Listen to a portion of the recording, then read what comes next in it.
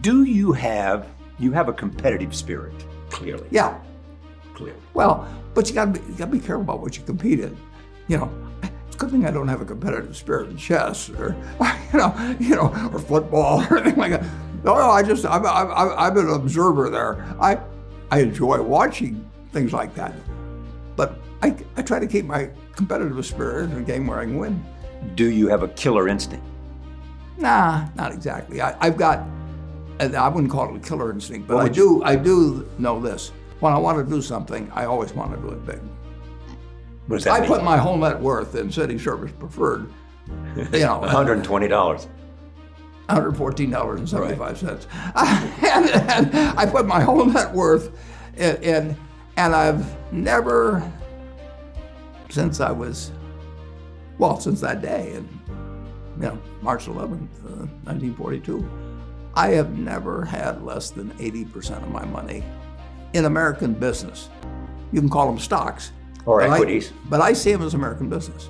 I've owned a piece of American business for at least 80% at all times. And, I don't want to own anything else. I want to own a home and things my family wants and all that. But owning 5 homes doesn't mean anything to me because I'm going to be happy in one home, and there's a certain amount of things that go wrong with everything. And if I got 2 homes, I know I've got more problems and I don't have more happiness.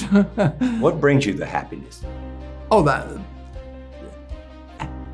I would have to be honestly say that what makes me happiest is what I'm doing. Allocating I capital. enjoy 2 things about it. One, I know I'll win over time. That doesn't mean I'll beat everybody else or anything like that. But I'm in a game that's very, very, very easy if you have the right lessons in your mind about what you're buying. I'm not buying stocks. I'm buying pieces of overwhelmingly American business. And I'm happy when that's when I'm doing it. I'm happy when stocks are going down. I'm happier when stocks are going down because I can buy more of them with the same amount of money. I'd be happy if I was a farmer. I'd want farmland to go down so I could buy more acreage. If I was, it just makes sense. And I'll tell you the second thing I really like. I like being trusted by people. And, I would rather do what I do with partners than do it sitting in a room myself, even though I might make more money that way. You like the idea that people are trusting you with their savings. Yeah. They just say, look, I've saved money, I don't know what to do with it. And I trust you. And they give it to me. And they don't, most of them give it to me, certainly in the original days, but even now to an unusual degree, give it to me with the idea that it's for the lifetime. And then most of them, they've done this a long time ago, most of them give it away when they get through. They never quit saving. And of course, I'm sort of their savings machine. They save it and then give it to you. Yeah, and then they say, keep it, and just keep building it. And they don't do it with the idea they're going to retire when they're 65 and then build great castles or anything like that.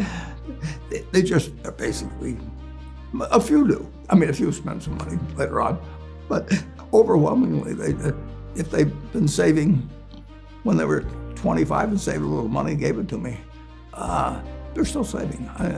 There were 11 doctors that we met at a hilltop house.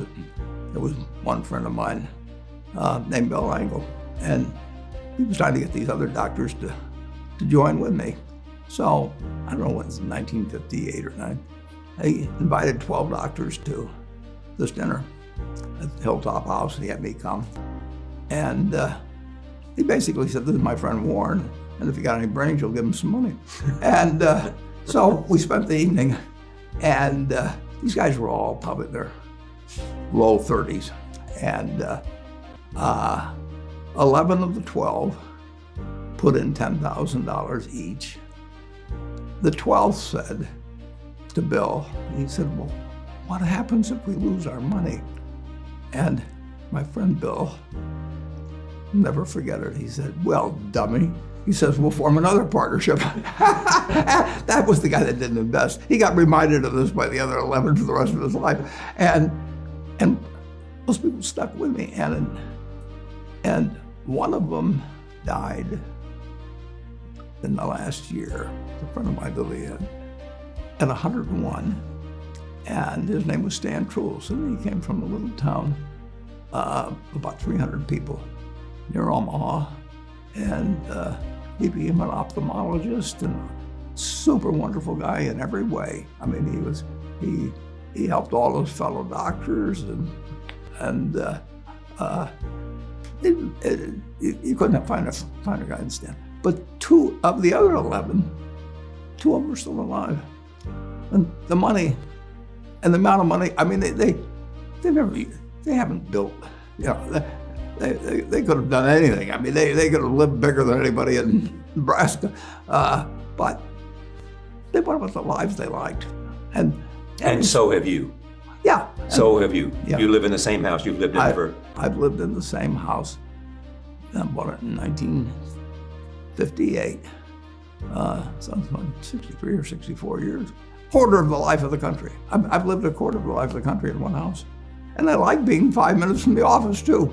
I mean, just think if I'd had a 35-minute commute. I've gone to the same office now since January of '62. So it's been 60 years, and let's say I save 30 minutes every day in commute, each way. Let me turn to the stockholders letter that you wrote for 2021.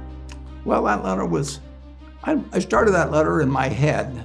I've already started next year's letter in my head, but I started that letter in my head, we'll say. Because you can begin to see what 2020... I know what I'm going to write about it, and then I just have to, it keeps forming. But that isn't a newsletter that comes out, it's what I want to talk to I was forged it originally in terms of my sisters who had practically all their money in Berkshire. They trusted me 60 years ago, and they just put it all in, and they're very smart. My older sister Doris died here recently, but both of them very, very smart and interested in financial matters, but they're not a nut like me. And so they got other interests too. Basically, they've handed me all their money, and they don't want to hear day to day. So you tell them what's happened in the last year. Once a year, it's like I sit down with them and tell them, here's what might be interesting to you. And I'm doing that all year in my mind, and I've done it, I know what I'm going to talk about next year unless something changes in a dramatic way. Can you tell me what that is? No. But I can tell you this.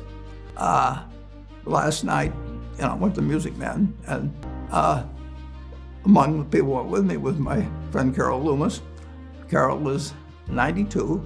She's a great journalist and a good writer. She starts editing. I send her the report, which I think is perfect always at the time. I send her the report in usually December, and she keeps sending it back, and she kind of won't let me send it out without checking to make sure that I haven't left out a comma someplace or so right up to the end. But so the report, although it's dated February 20th, that report basically was written. It was written in my head for a long time, but it was what I thought was finished probably in December. And then Carol tells me there's a lot of work to do. No big investments in 2021 because you didn't see anything that met your requirement. Yeah, and I wrote the report, and people can go to BerkshireHathaway.com and they can see exactly what I think and have thought for 40-some years of each report. But for you to make a big investment, what do you need to know? I need to know that I think that Berkshire Hathaway is going to be worth more money. Someday down the road, not tomorrow. I want it to go down if I'm buying something. And I would say this, the world has changed a lot since that report was written. But the world changed a lot in 2000, 2 years ago when the pandemic. Just think about it. Because of the pandemic. The pandemic. It's almost exactly 2 years later. An event happened in 2 years ago, and we didn't know exactly what it was. We didn't know what the financial result would be. We didn't know what the physical result was. We just didn't know. But when I wrote my report in February, I didn't know the pandemic was going to hit, a week later. And I didn't know that the American financial system was on the brink of, chaos. A few weeks later, and if somebody wants to read a great book that just came out, it's a sensational book called $1 Trillion Triage.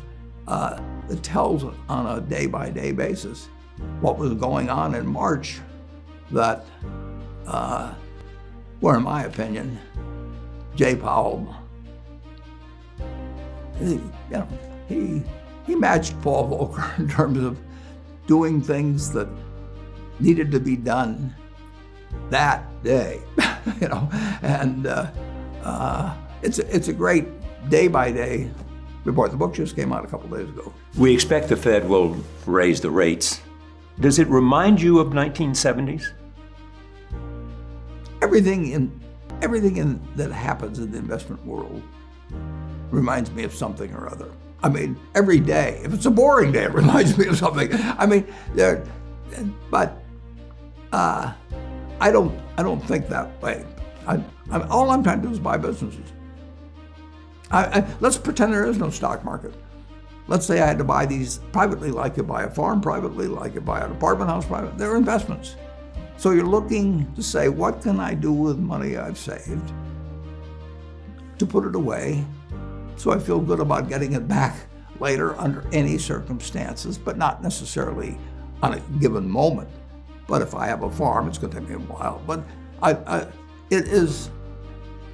people would be so much better if they actually didn't have a stock market in terms of buying businesses. But, You made two huge investments recently. One is Activision. No, we have two fellows in the office that each, they manage a total about $30 billion between them. Ted Weschler and Todd Combs. Two people you chose. They've been with us for about 10 years each. They have total authority over the money they invest. They're just as independent in buying things as I am. I mean, if they decide to buy something in a country I've never heard of in stock, I mean, they don't ask me. I mean, they don't. But are you saying that maybe they were decided to? Well, I've actually investment in Activision. I've actually said that one of those. I've said it very clearly, and there's a letter on the website that describes exactly the circumstances because it got misreported in the press originally, and so I have written a letter there because actually a number of other first-class news organizations picked up a story without checking whether it was true. I mean, they ran with it without independently reporting it. So they're one. I'm not going to name names, but there's some names in my letter. But they just ran it wrong, a wrong story, which had implications and so on. So the letter's up there. It's going to stay posted forever because it's the correct record. And what happened precisely is that one of the other fellows decided to buy Activision. Didn't ask me, and it's fine. I mean, but he bought it. He bought about, I think I used a figure of 85%. I think when we double checked it, it was 76 or 7%. But we'll list every day that he bought it and the price he bought it, and the price was reported as wrong by the press, and then it was picked up by a whole bunch of other organizations and printed as wrong. And so millions of people read an incorrect story, and so we put up the correct facts. And we'll have at the annual meeting. I think I'll have a slide if anybody asks me for it. It'll show every day's purchases and the exact price, and that was done by one of the fellows in the office. Now, and that was, like I say, 77% was in October and the rest was in early November. And he paid about $77 a share. And you can buy it today. And Microsoft announced it. The first story said weeks later, which makes it sound like 2 or 3 or 4 weeks later. It was probably 12 weeks later. You could have said months later. So the investment was months before Microsoft decided to acquire Activision. The other guy liked it as a stock, as a business. And so he was buying it. And he paid an average of, like I say, $77 a share. And we will have a list of every day at every price. And then I guess it was, well, there was a big expose type story run, but he wasn't buying during any of that period. And then the preliminary proxy came out. It's been filed with the SEC by Activision, describing the history of the deal as to when Microsoft came to them. And it was sometime in a couple months later that Microsoft first approached Bobby Kotick, and then 4 other people came. You can read it all, it's filed with the SEC. And then after it was announced, the stock, you could buy the stock at $78 a share. So the implication of the first story was that it was somehow that somebody made a great deal by getting tipped it off or some damn thing. Simply you not could have bought $1 a share. You could have bought, after it was announced, higher than one of the other fellows paid for about, he bought about close to 15 million shares. He still got it. How about Occidental? Well, Occidental, a week ago, well, a couple of years ago, we financed Occidental. And had some warrants coming out of that. Vicky Hollow, who I'd never met before. And I got a call on a Friday, and Bank of America saying that Occidental was going to need some money to buy Anadarko. And I think it was known then they were in competition with Chevron. And would I meet with them? Because they needed a lot of money fast. And I said, sure, how about tomorrow? And went back and forth. They came up Sunday instead of Friday. And we met at 10 o'clock in my office on a Sunday. And I said, we'll give you $10 billion under these circumstances. But we'll do it. We'll do it tomorrow. And that's not Wall Street, but that's Berkshire. And so, and they knew I was good for it. And so we made a deal. Monday night, the next day at night, I told our guys, you work all night. Cravath works all night for them. And we get this thing done on Tuesday. But is there much negotiation, or you simply say, this is what I will do? This is what I'll do. I always say that's what I'll do. I mean, I've said that's what I'll do many times. And I've always, and that is all I'll do. But this is what you have come to represent. I mean, think of the financial crisis, and think of Goldman Sachs, and think... I said what I do. You said what you do, but it gave them credibility when they needed it, that Warren Buffett and Berkshire Hathaway had decided to have confidence in them. We were putting in X billions of dollars, and when they questioned we were putting it in, it wasn't an IOU or anything else. We sent them the cash, and it was right after Lehman, and there was a run on the whole economic system. Everybody was a domino, and the dominoes were falling. And Goldman Sachs knew they'd be fine if all the dominoes didn't fall. And they had to worry about the United States Congress because they were really mad at banks. This time they weren't mad at banks in this particular case, but they were mad at banks. And they really didn't Some of them didn't fully understand what the hell was going to happen, and we had that. They were mad because this was a financial crisis. It was more than financial. I mean, it was a financial crisis cubed. But it had an origin in financial institutions. A lot of people did a lot of things wrong, but there was plenty of it in Wall Street. Plenty of it in Wall Street. But there was plenty of it elsewhere too. I want to emphasize that.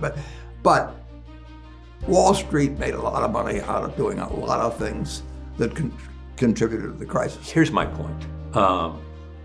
Berkshire and Warren Buffett emerged to a point where your reputation and your credibility and our money. And your money. The money was important, but it wasn't a determining factor. They wanted the money. Yeah. But they also wanted credibility. They had to have instant credibility. And that's what you gave them. They had to have somebody who counted besides people whose position it was to lie. And how did you build that? Which is an essential part of who you are and Berkshire Hathaway. Well, I started on March 11, 1942. As we talked. And I had a father that was the right father. Yeah, and I was lucky. I think you may have heard this. Lenin once said, there are decades when nothing happens, and then there are weeks when decades happen. That's very well put. And when you're buying businesses, don't call them stocks. When you're buying businesses, when you're buying apartment houses, sometimes when you're buying raw land, all kinds of things.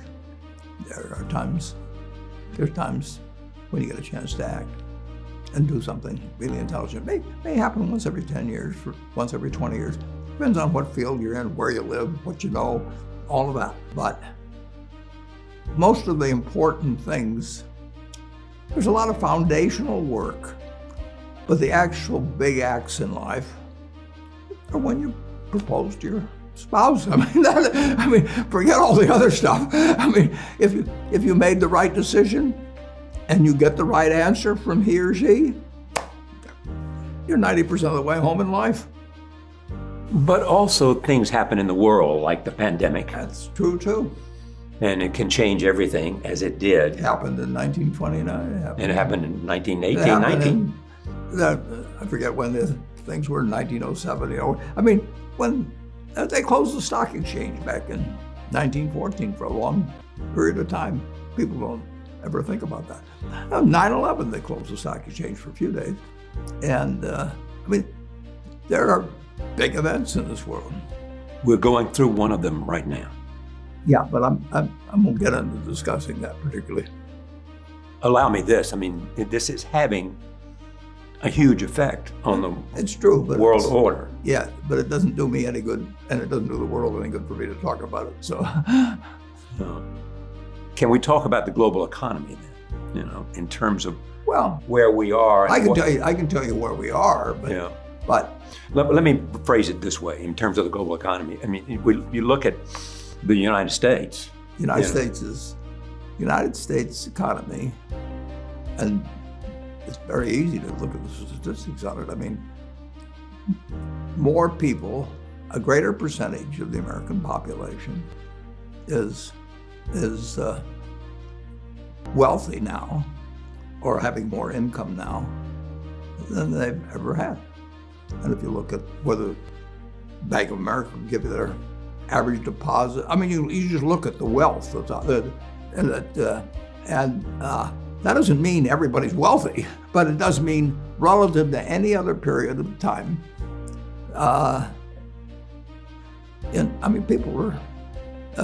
People have more money now. They get mortgages at lower rates than they've ever gotten. So if they want to buy a house or something. But is that going to continue? I mean, mortgage rates are raising, as you know. Yeah, we're in an inflationary period. I'm not going to predict interest rates for you. But I'm not asking you to predict anything about stocks. No, right today, Charlie. You live in an environment. Yeah, you live in an environment where the bottom 2% in terms of income in the United States, the bottom 5%, and for sure the top 1% all live better than John D. Rockefeller was living when I was 6 years old. John D. Rockefeller was the richest man in the world. And today, you can get better medicine, better education, better entertainment, better transportation. You can do everything better than he could. You can, it's astounding. That's in my lifetime. That if you wanted to watch a football game, he still had to go there. and I can sit there with this big screen, and they keep showing me the replay, so that and explaining to me what happened and everything.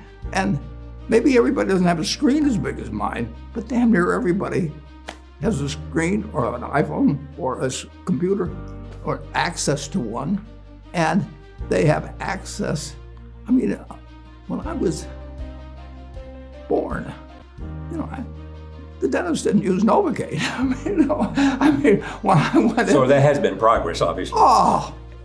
In medicine. And nowhere more than in the United States.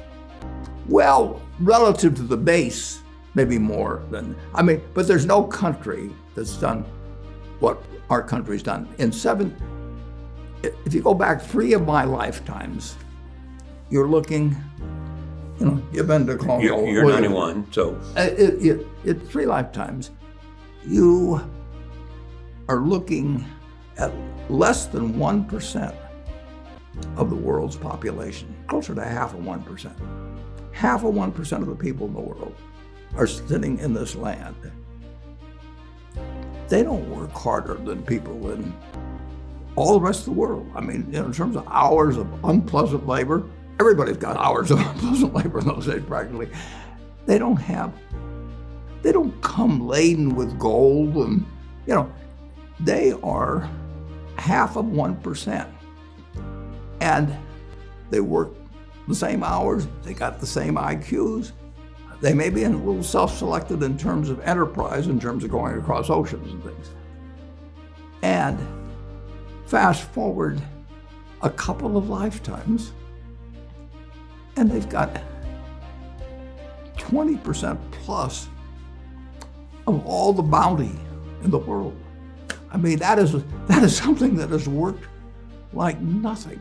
Just imagine that. If you've gone to anybody in the Constitutional Congress in 1789, if you go to any one of the representatives there, and you said, I want to tell you what this place is going to look like, in 3 more of your lifetimes, your great-great-grandchildren, are going to be flying in the skies. They're going to be watching sports all over the world. They're going to be entertained. Their medicine. They'd have held you off to a lunatic society.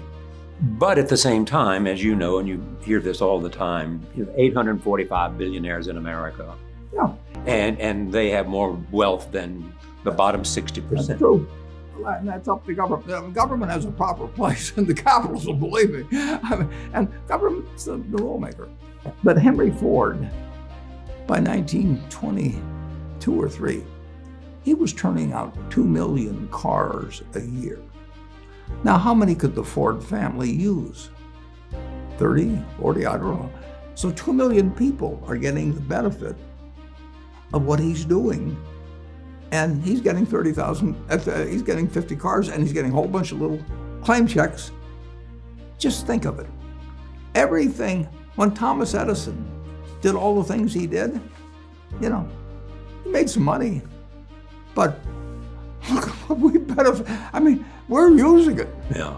It belongs to us, and it doesn't. If you take what an hour of labor delivered to you 100 years ago, and what an hour of labor delivers to you now for you and your family, it's unbelievable. But that's an argument for the forward progress That's an argument of civilization. It's an argument for capitalism, but capitalism doesn't say get rid of a referee and a government. We've got a government that can tell capitalism what to do. Do you think? And they do, and that's just what they should do. And they do it in different ways at different times and all kinds of things. But I I've got this money which I'll never. I can't.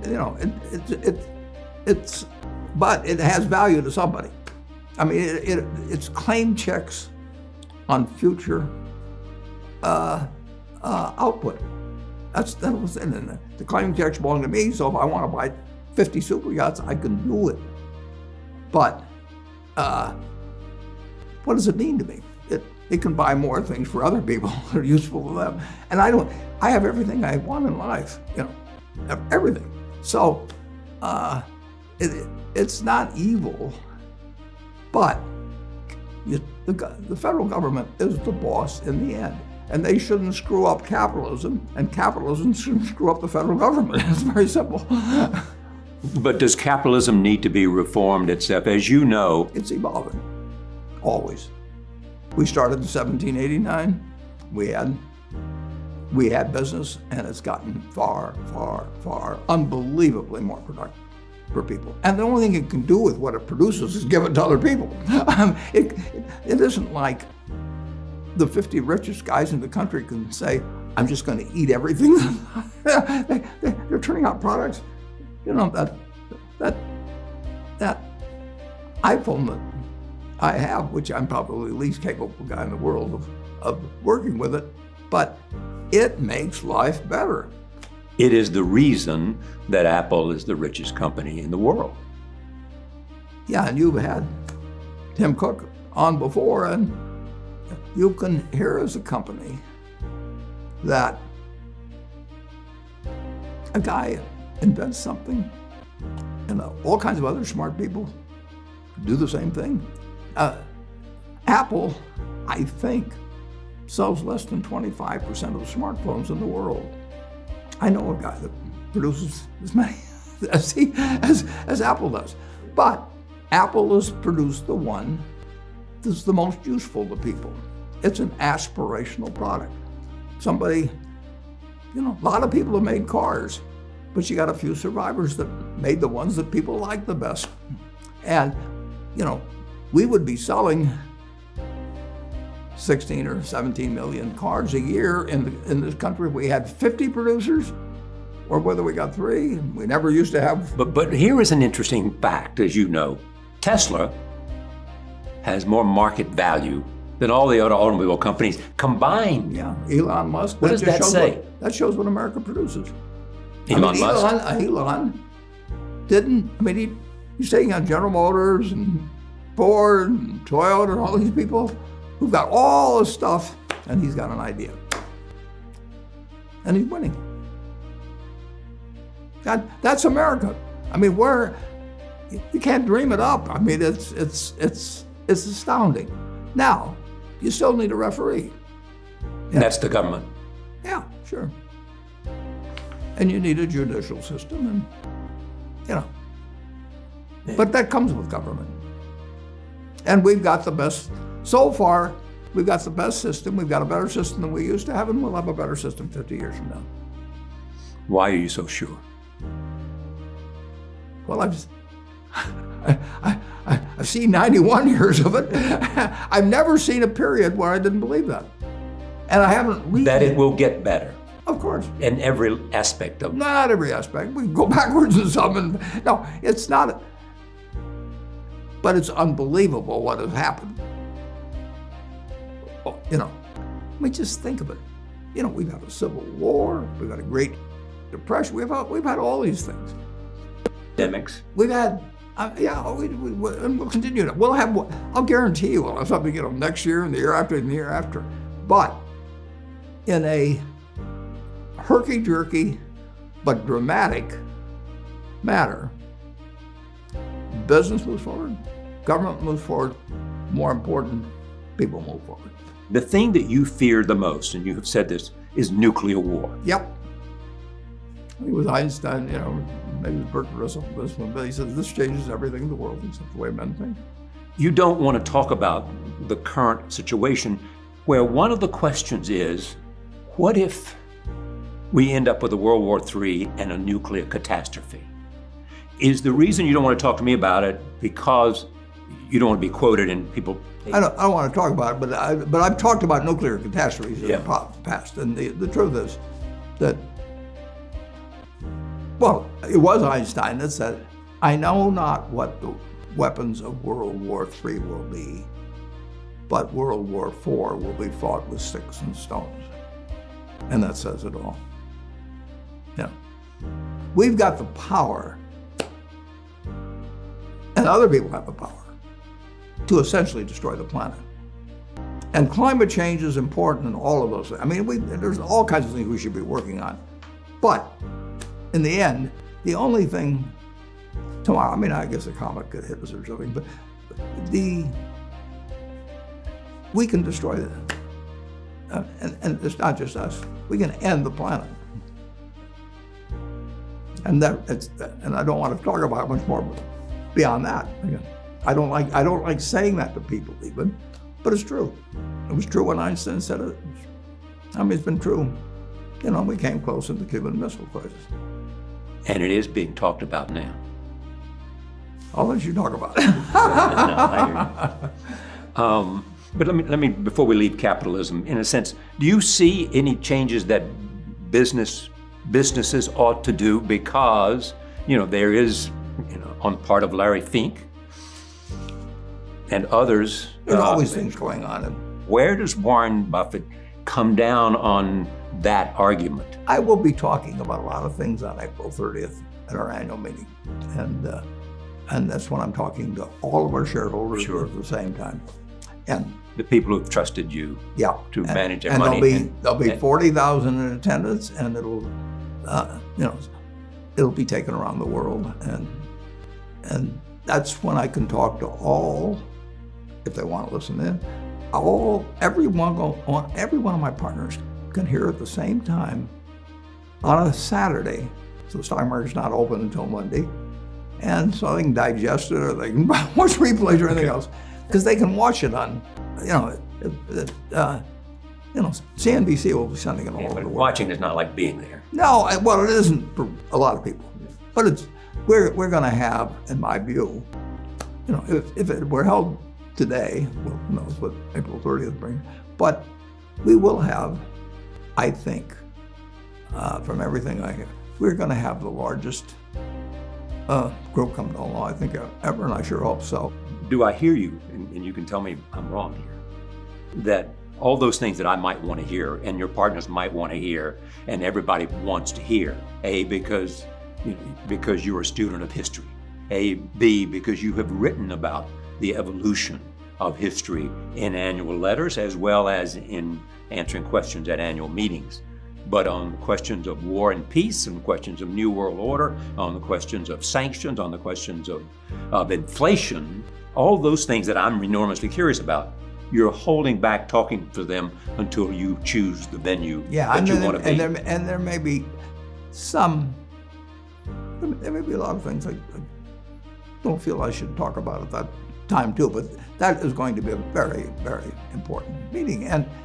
And I get that time to take all these people who trusted me with their money, trust me with their future, and I talk to them at the same time. And they can ask questions that they can be impertinent. They can do anything they want with us, and I love it, and Charlie loves it.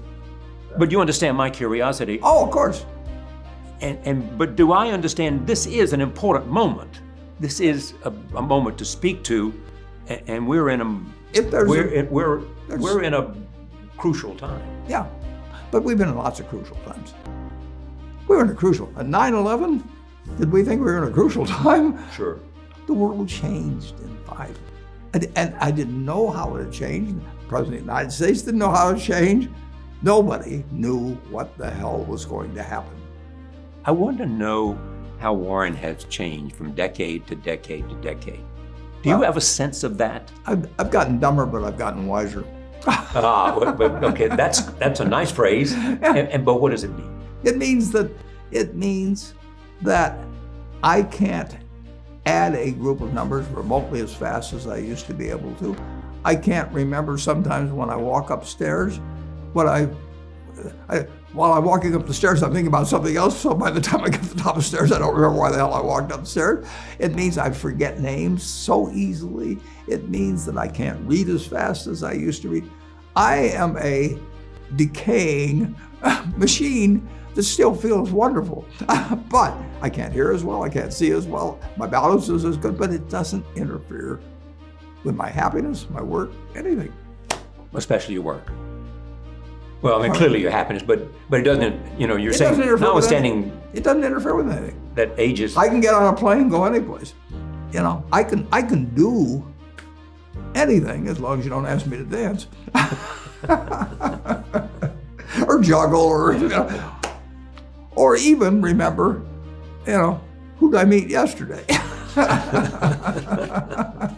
But in terms of doing the job that you do, allocating capital, I can actually do that as well as ever. As ever. Yeah, that sounds obvious. But better than that, do you do it today better than you did it 20 years ago? No, I've got a different set of opportunities. And that gives you obviously. Well, Berkshire is much bigger than it's ever been, and therefore that defines the choices. The size restricts the kind of things that can have an important effect on what I can do for the people who leave the money with me. So I can't earn the returns on capital with 500, billion or 600, whatever it may be to work with. Like, if I do something brilliant, don't count on it, with $5 billion, it's 1% of my net worth. I mean, 1% of the net worth of the people I'm working with. And 1% doesn't move much, So I have to think about big things. And they're limited. I mean, I made money in an entirely different way when I was working with originally $10,000, $9,800 to be exact. And when I started working with other people's money, it was $105,000. And May 5th of 1956, I had $105,100 put into that partnership. And Berkshire is the outgrowth of that. I went to the house that I was renting it for $175 a month the other day. I just come back from New York, and there's a little room. I would say it's about 5 feet by 8 feet, and I'd written on the door because I knew the people that owned it earlier. This is where it all started, May 5th, 1956.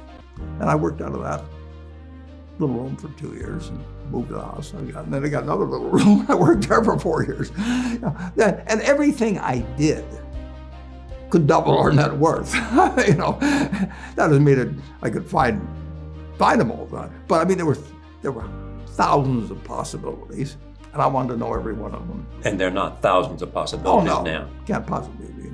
No, there aren't thousands of possibilities. Not many whales out there. Not enough, but there's some. Is that a moment of great exultation when you realize that's a whale? Sure. I see something. Yeah, well, I mean, if you're looking for whales for months, you got to get some kind of thrill out of it when you find one. Let me talk about something that didn't work. You and Jamie Dimon and Jeff Bezos came together. Healthcare is a huge part of our economy. Yep. And here we saw 3 really smart people representing 3 enormous institutions. We had all the money in the world. All the money in the world. And we trusted each other. Yes. Totally. And it failed. Which was well justified. So I mean, we had as good a combination as you could have in terms of resources, flexibility, mutual interests, everything. And what was the intent? The intent was, well, we had several intents, but I mean, we had an intent and we had a hope, and we knew the hope was nothing. I mean, we didn't know whether it was 50 to 1 against it or 100 to 1 against it, but what was the downside? The problem was so big it was worth trying. Yeah, and what was the downside to us? Nothing. Right. Zero. Maybe we looked like we couldn't solve it, which is true, but that's okay. Why couldn't you solve it? Oh, it's 3. It's as big as federal government receipts. I mean, it employs more people And it's not a terrible system. I mean, it's so much better than it was 20 years ago and 50 years ago and 100 years ago. So, I mean, we've got a wonderful medical system. But we're fighting over it all the time. Well, I mean, anytime you get a big pie in this country, people fight over it. But I mean, as you know, until Obama did what he did, Yeah, well, I think Clinton failed, and then Obama. No, I think what Obama did was good. I think it was a real important progress for the American people. And then the question is how to make it better. And to make it better, what we need to do is A, bring the price down, and B, make the accessibility to it. You've got to be sure everyone, a rich, unbelievably rich country like America, can be sure that every single person not only has access, but feels he or she has access, that knows that he can get reasonably prompt. I mean, there comes limits with pandemics and everything, but reasonably prompt and if necessary, and essentially free. I mean, it isn't free in the sense that society doesn't pay for it, but the ability to get good medical attention fast, reasonably fast, should exist for every American. But it doesn't. Simple. It doesn't. We do pretty damn well, but we could do better. But we're not first in the world, or second, or third, or. Well, I don't know about medicine, but I know what everybody tells me, and I believe them, that we are the best in a great many things. People come to the United States if they got a lot of money, and for a lot of things, there's no way it touches us, as I understand it. And mine too, but just to understand what you're saying, the quality of the medical care is as good as it possibly can be in terms of the best physicians, the best therapies, the best intelligence. And great medical schools, and everything. The access is the issue. It's better than it's ever been, but it isn't. It's got room to go. I mean, it's better than it's ever been, Charlie. Most things, almost everything is. Did any ideas come out of this? Well, yeah, I think all three institutions learned something, and I think they actually, it wasn't that much money anyway, but we all got our money's worth. Sure. In the sense of just in terms of, we employ 360,000 people. Amazon, who knows how many they employ, and JV employs them. It's fantastic. So we all learned something, but we didn't have any breakthroughs at all. We just learned something. Yeah. Here's what was interesting about it for me was the fact that these three institutions, led by these remarkable human beings, smart, successful, it was taking all that IQ and all that experience and applying it to a huge problem. And you ask yourself, are there other areas in which? Yeah, well, you can say that everything we do in the country can be improved. Right. Education can be improved. I mean, everything. Tell me, are there things that you think we ought to be talking about? I'm going to talk about climate in just a moment. Are there things that you think we ought to be talking about? I mean, I am happy to tell people that the same thing I've told them before, but they'll never get the message, most of them, but a few do, that the most, best thing to do if you want to invest for the long term is index. And it's the S&P 500 index. Right. And what's happened, of course, is that organizations like to grow. So they set up indexes on different industries, different countries. And as soon as you do that, you're violating basically what Jack Bogle said. He says you don't know enough to pick the right businesses, which means you don't know enough to pick the right countries, you know enough. All right, let me get to that. Yeah. That's something I want to get to. But we will see a time in which the Chinese economy is bigger than the U.S. economy. Someday, they got 4 times as many people, and logically, they will grow and grow, and we're the 2 superpowers. Are they going to grow as fast as they have been growing? It's hard to tell. No, I don't know the answer to that. But they've got some issues. They've got No, issues. sure. They've got issues of. No, I just. They've got issues of debt. They've got issues Yeah. of. Everybody's got issues. Demographics. Yeah, everybody's got issues. Yeah, those kind of issues. Everybody's got issues. They've got also issues. We've had issues throughout the history of the United States. They've also have issues of the environment and climate. The UN just released a report, and we have heard it, and we constantly hear it. How worried are you about our success in protecting the planet? Well, the biggest threat, obviously, is nuclear weapons, but it doesn't mean you don't protect against other things. And if there's a 1% chance, even, and I'm not, it's way high, I can't quantify it, but if there's a 1% chance of something causing the world trouble, 10 years from now, 50 years from now, 100 years from now, we ought to be working on that too. Are we doing enough? We're doing a lot. The problem is, of course, that it requires the whole world to do a lot.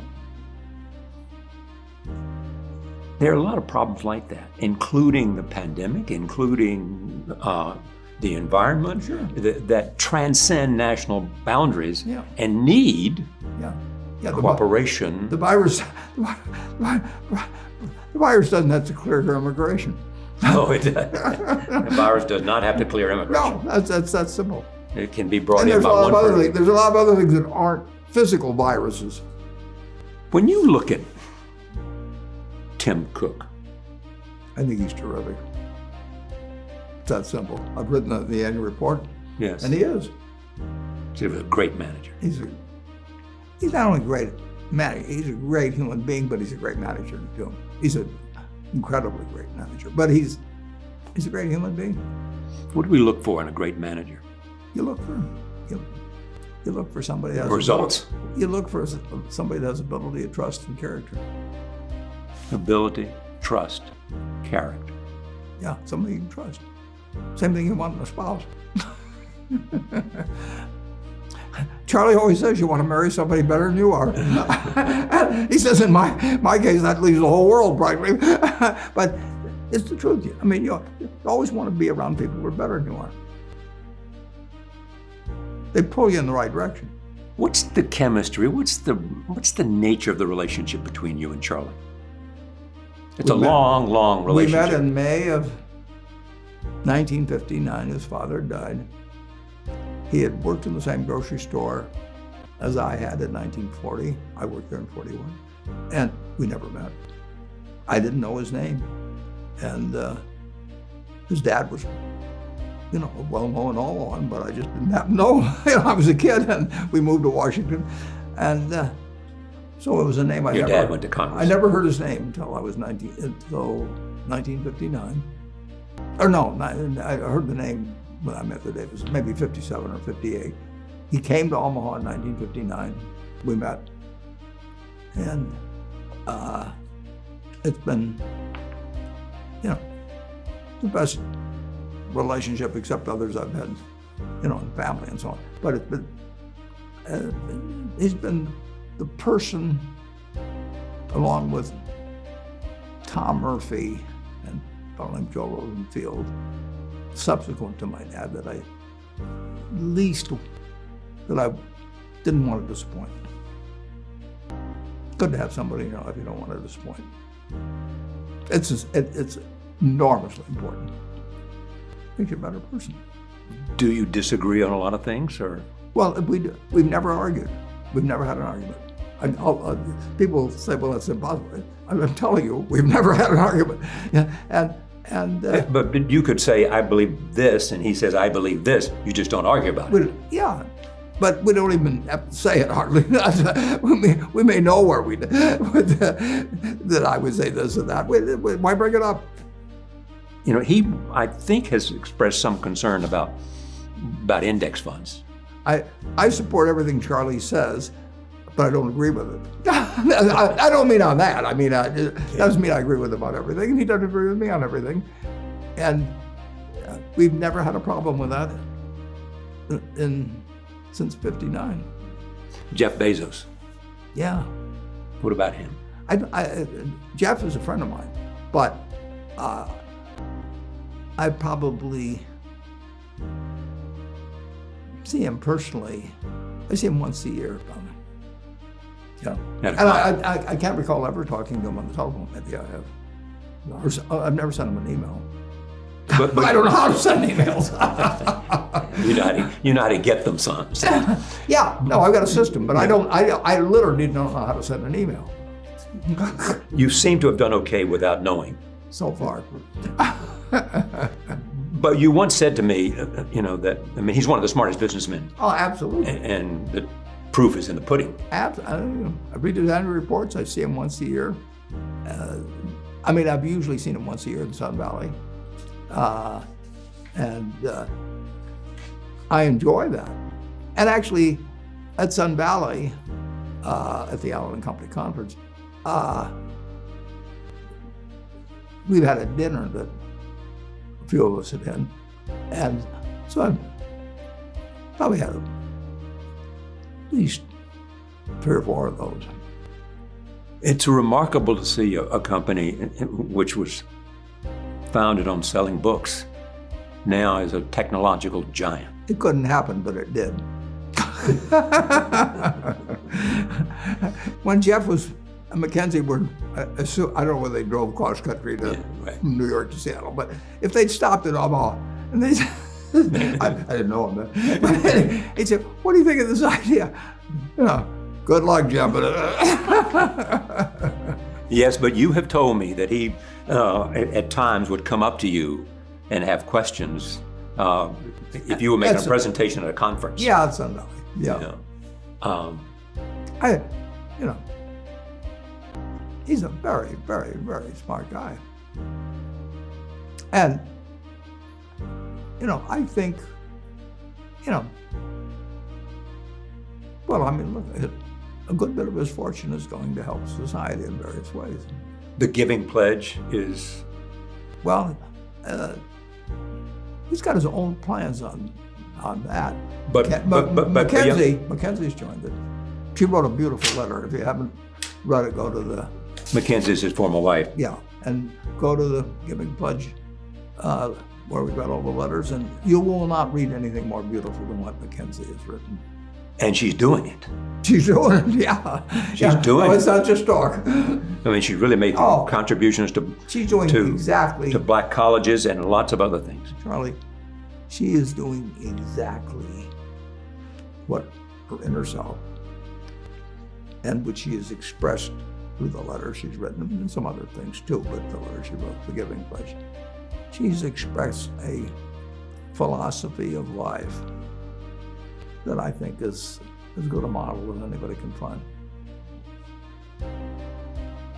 And incidentally, I've only met her twice, maybe. And Melinda Gates is also. Yeah. And Bill continues to make a huge impact on philanthropy. And they do it and especially during the pandemic. Not with just money, they do it with time. They're on the scene. They do it with time. They give up. Time is the most precious thing you've got, pretty much. And they do it with time. They are giving something. They're giving something I'm not willing to give. Time. That much time to that. Yeah. I'd rather give my time to Berkshire. Because? Because that's what I enjoy doing. And that's what you do well. Yeah, it's what I do well, and it produces money, and that does well for other people, but it doesn't. It'll do better if it's given by other people. But that was the choice you made when you gave them. Choice I made a long, long time ago in terms of Susie and so on. But yeah. Right. It was, somebody's going to do something with the money. And those are claim checks on the output of others. Productivity of the world, you can redistribute it to places where it's needed more. And I am all for that. I just don't want to do it myself. I'd rather do what I'm doing. Speaking of time, I have a few more minutes of your time. So let me ask these final questions. Have you achieved pretty much everything that you wanted out of life? Well, the truth is, yes, but I'm looking forward to tomorrow, too.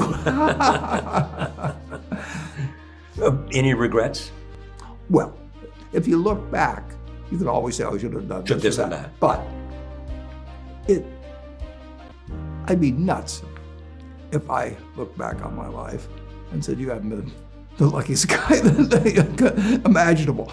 And I will say this: aside from sickness and death, everything I thought was bad at the time has turned out well. And when you say you've been the luckiest guy, I assume that means community and family, but it also means, in your case, as you have said often, the country that you live in. Oh, totally. Charlie, if I'd been born any place but the United States, my life would have been totally different. And incidentally, it helped to have a parent. I had to. But the United States is essential. It's given me everything. And your dad was the man you most admired. Yep. Why was that? Well, I never saw him do anything in his life that he didn't believe in. Turned out I didn't agree with him on things later on. I mean, I accepted this. Sure. I mean, when we sat around the dinner table in the 1930s, I mean, my dad was the most anti-Roosevelt person you can imagine. So you almost had to say something bad about Roosevelt to get dessert, or something. but I mean, my sisters and I grew up with that. But that's okay. He didn't. Anything I did, he supported, as long as I was behaving okay. And even when I didn't behave okay, he never gave up. It came out this week that you are one of the 5 richest people in the world. On that list was, ahead of you was Bill Gates, Elon Musk, Jeff Bezos, and the man from France, Arnaud. What does that mean to you? It means I can direct the way a whole lot of money goes just back to society. But what really means something to me is the record of Berkshire. That's what I've done.